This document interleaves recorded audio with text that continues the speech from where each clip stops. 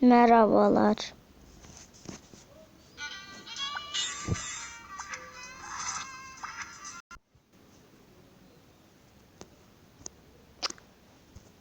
Merhabalar.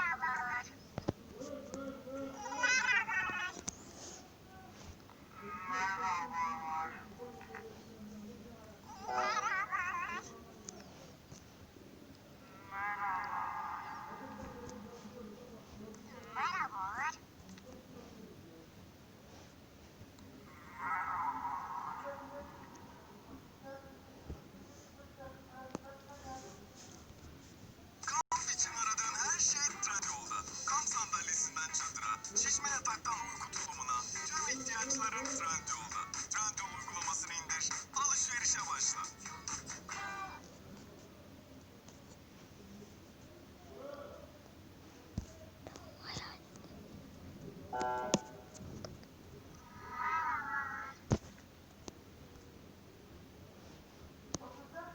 Sonuncu. Herkese merhabalar, ben Laz. YouTube'da oyun videoları çekiyorum ve gerçekten çok fazla keyif. Bu da öyle diyor. Tabii izleyenlerimle daha çok... Kötü kukla. Kötü kukla mı?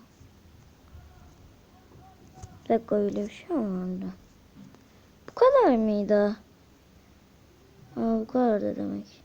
Kötü kuklaya bakalım. Bu kadardı. Hoşça kalın.